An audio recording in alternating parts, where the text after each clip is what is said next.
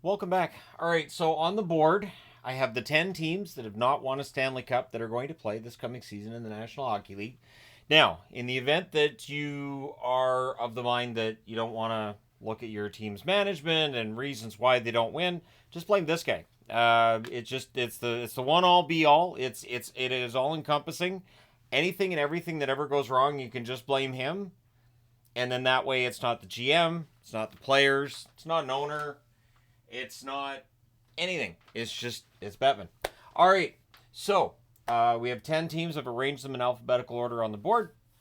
And we start off with Buffalo. And Buffalo might be the team that we would most likely all enjoy seeing finally win the Stanley Cup. They haven't made the playoffs since 2011. They have the all-time longest playoff drought now in the National Hockey League's history.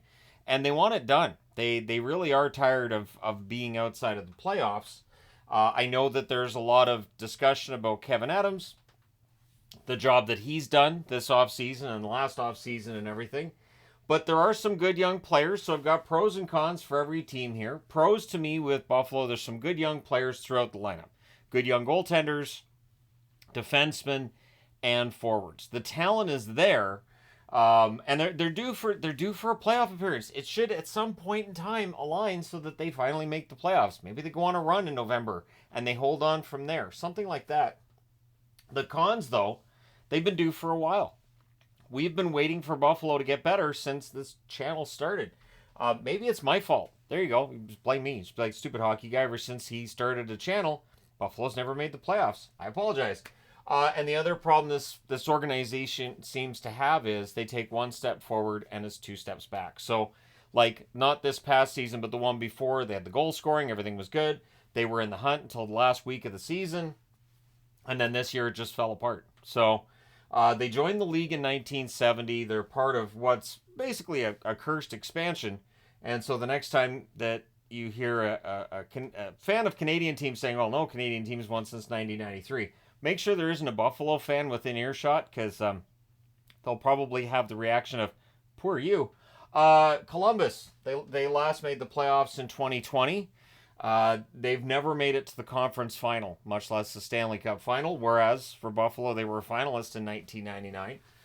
The pros to me with Columbus, they do have some good core pieces. I think this is a team that, with the right moves in the offseason, should get a lot better. And the good news is Don Waddell coming in as a GM should be the start of an improvement period for this team. The cons, though, to me, this team has never been a really true Cup contender. They've never been an absolute top team. There was the one time they were in the top five in the NHL, but I don't remember a lot of people picking them to win that year. And there's just too many question marks. Whether you're looking at Elvis in net, the fact that it looks like he's sticking around, you look at that blue line, there's some good players there. Up front, there's some good players, but there's too many question marks throughout the lineup. This team joined, of course, in 2000. And the 2000 expansion, well, it doesn't look like it's been any more successful than the 1970 expansion to this point, because now you get to Minnesota. Minnesota, who joined in 2000 as well, same time as Columbus. The last time they made the playoffs was 2023. So they made the playoffs recently, but that's been part of the problem, oddly enough. They've never made it to the Stanley Cup final. They've made it to the conference final once. That was in 2003. The pros to me, Minnesota's a hockey mad state. This is where people say, isn't that a con because it's Minnesota? I didn't put that on the board. I thought that'd be kind of mean, so I can't believe you brought that up. Kaprizov is a top star in the National Hockey League. I think Kirill is a guy you can absolutely build around. At some point in time, you very likely see Kaprizov holding up a Stanley Cup, I think, in his career. But will it be in Minnesota becomes the question. The cons, of course, the cap space argument is still there. So because of the fact that you buy out Parise and Suter, it's one more year of pain before things get better for them. And of course, the salary cap going up helps a little bit, but that's still a discussion. And then there's the fact that Minnesota, just throughout their history, very often are right in the middle. They're not quite good enough to be a contender, and they're not bad enough to be in a rebuild. They're just kind of right around the middle. So they're a team that looks good at times during the regular season. They'll go on some runs, but at the end of the year, they're out in the first or second round. So the fact that they joined the same time as Columbus, there are certain expansions that don't seem to do quite as well. Which brings us to an expansion team from not too long before that, the Nashville Predators. They came in 1998. They were a finalist in 2017. Now, they did make the playoffs in 2024, and this is the first team that we've talked about that's made the playoffs this past season. The pro, Barry Trotz's GM, I think Trotz has done an excellent job. We know he was a very good coach. He always got the best out of the Nashville Predators. No matter how mediocre that roster looked, he usually got a pretty good record from them. And it's seen as a great market to play in, meaning that players want to be there. This is one of those things that you can't really measure. Do players want to play in that market? And so Nashville's seen as an attractive market to play in. I think that, and it's just, it seems like it's a great place. And so that's where players find themselves wanting to go. And that definitely helps. People talk about Florida and the tax breaks, and sure, tax breaks, but Florida was seen as an organization players suddenly wanted to play for, which is part of how they became a champion. Players want to be there. They're not just going to give you a break because, oh, well, I don't have to pay as much taxes. They're going to give you a break because they want to win a Stanley Cup. They're going to say, all right, we'll take a little bit less money. Let's go out there and win a cup. Now, the cons to me with Nashville, I think it's going to be tough for them this coming season because they're in the same division as Colorado and Dallas. And I'm not including Winnipeg in that conversation, but in the regular season, Winnipeg's been pretty good.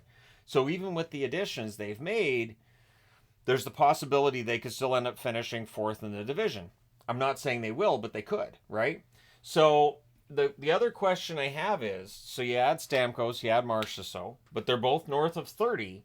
Will they be able to produce as well in Nashville as they produced in Tampa and Vegas, respectively? We don't know the answer yet.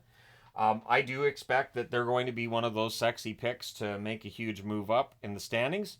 But again, we don't know how players are going to respond to going to a new market. So that's going to be interesting. But of the teams on the board, Nashville's the one I kind of lean towards. Nashville's the one I look at and say, you know what? They're probably the next one that's going to get a Stanley Cup. And adding Stamkos and Marchessault, even if their scoring's off a bit, that experience is important. So we'll see. But again, they joined in 1998. They made the Stanley Cup final in 2017 because Pekka Rinne was just too good that year. And since then, it's been a bit of a struggle for Nashville to get back to that. Ottawa last made the playoffs in 2017. So we are looking at, we're getting closer to a decade now than I think most Sens fans and the Sens themselves would have wanted to get to. This is the thing with rebuilds. The teardown, simple. The building back up, difficult. Now, this team was a finalist in 2007 where they lost against the Anaheim Ducks. The pro, there's lots of good young players in Ottawa. There's a really good, solid core of players. And I think there's enough good young players that adding Ullmark, maybe that gets them there. Maybe that gets them in, right? Ownership is seen as stable as well. That, to me, is a pro. I came up with 2 pros and cons for every team. But the ownership being stable is a huge thing. It's less of an off-ice distraction. Players will always say, I don't pay attention to that. But they do. It's everywhere you can't. So when Eugene Melnick's going, I don't know, maybe we'll move the team. I think that has negative impact on the team. But now you have an owner that's bound and determined to get that new building put up, probably LeBreton Flats. And we'll see how all that goes. But there should not be any reason to be concerned about Ottawa's long-term future in that market. The cons, they have struggles early in the season. They just get in their own way. They trip over their own feet the first couple months of the season. They have to reverse that. Also, they're just struggling to find the right mix of players. And that can be an absolute just a mess. It can be a mess trying to find that. And that's what they're going through right now. Ottawa joined the NHL in 1992. This franchise, as it's come in 1992, does not have a Stanley Cup. So yes, they have Stanley Cup rafters or Stanley Cup banners in the rafters, but technically this franchise has never won a Stanley Cup. San Jose. So we get into the second side, and you see we go from O to S. So anybody in between these teams, Stanley Cups. The last Stanley Cup playoffs for San Jose was 2019. They were a finalist in 2016, so it was a pretty big fall off from that. In fact, 2019, of course, they get all the way to conference finals, and then just since then, it's been endless misery for San Jose and their fan base. The pros to me are simple. They've acquired some very good young forwards and players just in general, defensemen too. in the draft, and I think they've done a very good job of building things up a bit in this offseason and showing that they're going to start moving in the right direction. It's also usually seen as a really good place to play. So while I understand that right now San Jose is going to be on no trade lists of players, once San Jose is back into being in the mix of a playoff team, I would not expect that to be the case. I think we'll see players wanting to go there because traditionally this has been a franchise that players want to play for. The cons to me with them, the rebuild is still going to take a while. So this video is which team's going to win the next Stanley Cup of the teams that haven't won a cup yet. For San Jose, it could be 4 or 5 years before they're in the realm of a contender. Between now and then, we will probably see one of the teams on this board win their first Stanley Cup. The other con is finding the vets that you can get to teach the kids. We come back to Ottawa for a bit here. At times, that's something Ottawa has struggled with, is finding the right mix of veterans and youth in order to get above the playoff line. So there's reasons to look at this in San Jose and say they're eventually going to build their way up there. Maybe this is a team that wins the Stanley Cup in 8 to 10 years, but for this video's purpose, which is which one's going to win the next Stanley Cup, is that timeline where we'll see that next first-time champion. They joined in 1991, so I guess we'll lump them in with the Canadian teams along with Buffalo, right? I did that video not too long ago. So, yeah, San Jose, they've had their struggles recently, but I think they're headed in the right direction. Just, it's going to take a while. Seattle, fascinating pick with Seattle here, isn't it? Because their last playoffs were 2023, so last year. They're only in their 4th season, going into the 4th season 2024-2025 as they joined the league in 2021. And one thing that I didn't put on the board, but one thing I thought about with Seattle is you don't have time to build up this negative reputation with players or fans or media. You don't really have time to build up like a great reputation either unless you're fantastic right out of the gate. So for Seattle, they don't have any of the baggage that maybe some of the other teams on the board might have, right? The pros they've shown, they've already shown they can bounce back from a rough season. They had a bad first season. Their second season was excellent, and they knocked out the defending Stanley Cup champion Colorado Avalanche in the first round that year. So Seattle has shown that they can win. They absolutely can. And they already have a good feeder with Coachella Valley. The AHL franchise has already shown that they're helping to develop the young players, and they're helping to just bring this organization around. DeCord became a backup in part because of how Coachella Valley, showed his improvement, and he ends up being an NHL backup last season. I think they've done a good job with Shane Wright too. We'll find out in Seattle this year, but yeah, I think that definitely helps them. The cons, I don't think they have the superstar forward you need to win a Stanley Cup. You look at various teams that have won Stanley Cups over the last 20 years, almost every single case they have a superstar forward. There may be an exception, but there's not very many out there. And then there's the question about the goaltending, being that Grubauer had a very good season coming off of a rough season prior. Can he follow that up with another really good season? And then, do they have a goaltender that can lead them through 4 rounds of playoffs? It's not as much of a question now as it was, say, 4 or 5 years ago, but it's still a question to be asked. So Utah's in an interesting position because technically they're an expansion team. The NHL considers this an expansion team. The Coyotes, who all the players have moved over to Utah, so I'll use the Coyotes for a reference point, last made the playoffs in 2020. Also, the Coyotes and Winnipeg Jets that preceded them never made it to the Stanley Cup final, all the way back to the 1979 expansion from the WHA. And so, yeah, for the Jets, it was a long time of some mediocre play come playoff time, and for Arizona, same thing. Utah will be playing with a clean slate. So the pros, I think, are pretty obvious. They don't have a shoestring budget anymore. Now they're going to be a cap team. They're willing to spend money. They're willing to bring in top players, which will mean it's not that hard to get other players to agree to a trade. That's where you end up off those no trade lists. And then for me, the other part of this picture, there's no off-ice distractions this year. They got the arena deal set up. There's no reason for players to be distracted by off-ice franchise stuff or any of that. The cons, it could take some time for them to build a winner. And then the question of, you're bringing in all these players and roster turnover, and they're unproven come playoff time. But Utah, to me, is a team to watch. I've talked about it, once the move was officially approved and looking at their cap situation and everything, and I'm saying it again here.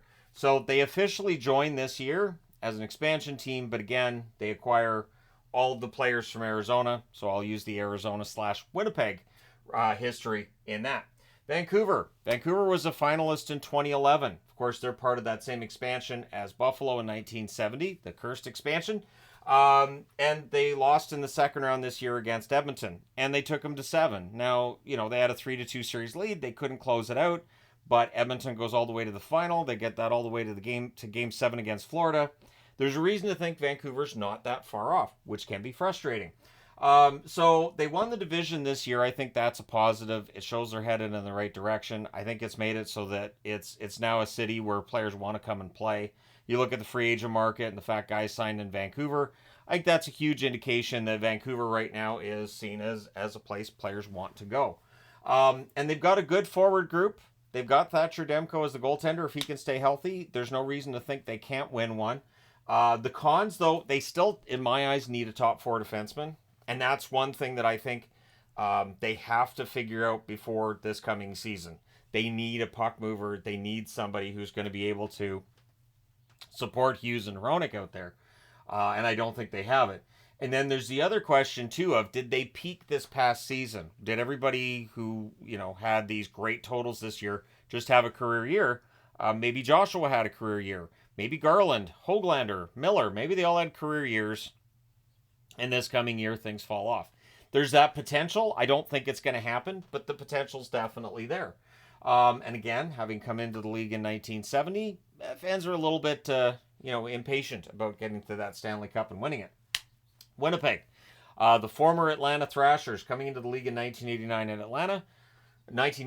in Atlanta, and then moving to Winnipeg in 2011, right where Buffalo made their last playoff appearance. So is there a correlation? No, but can we pretend there is? Sure, why not?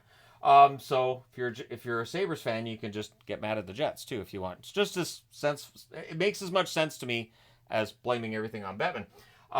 Now Winnipeg lost in the first round this year. An alarming loss, though. I mean, I can handle them losing against Colorado. Not a big deal. But how they lost against Colorado, it wasn't close. So this should be a perennial playoff team. There's been, talk and rumblings about Ehlers potentially being moved. Whatever they end up doing in this offseason, they should still be a playoff team next year. But keeping in mind what I said about Nashville, has improved, and they've got Colorado and Dallas. You end up where there might not be enough places, and maybe Winnipeg does end up on the outside looking in. But they have Hellebuyck. Connor Hellebuyck, the Vezina winner this year. I think that's a pro for the regular season. I know, people are going to try to get ahead of me. The con is Connor Hellebuyck in the playoffs has not been good enough. The world beater goaltender that he's been during the regular season, he needs to be able to be that same goaltender in the postseason for Winnipeg to truly have a chance to win a Stanley Cup. And the struggle to live up to expectations seems to follow this team. Throughout their existence since moving from Atlanta, once they became a playoff team and the expectations were there, they just haven't quite got there. So they made it to a conference final in 2018, haven't been back since then, and it's really been a struggle for the Winnipeg Jets overall.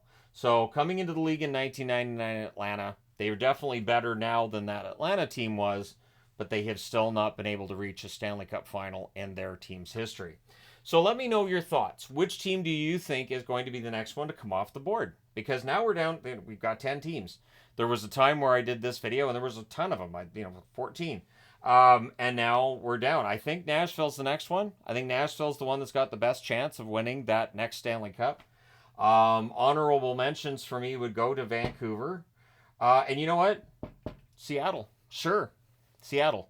I know people would get very angry if Seattle were able to do it, but Seattle defied expectations in 2022, 2023. Maybe. And and again, watch Utah. Utah could be dangerous next season. But let me know your thoughts. Which team do you think is the next one to come off the board and win their first ever Stanley Cup? Obviously, I think people would be quite happy if it were Buffalo, if it were Minnesota. So I would say the ones that people would be the most happy to see win one would be Buffalo or Minnesota because of, the state of Minnesota, the suffering they've gone through just with pro sports, and Buffalo, the amount of years that Buffalo has just failed to basically do much of anything in the regular season. We would be pretty happy to see that change for Buffalo, wouldn't we? Maybe not everybody, but I think most everybody. Let me know why you don't agree with that in the comment section below. As always, don't forget to hit like and subscribe if you've not done so already. Thank you guys so much for all your support as always. I will talk to you again soon.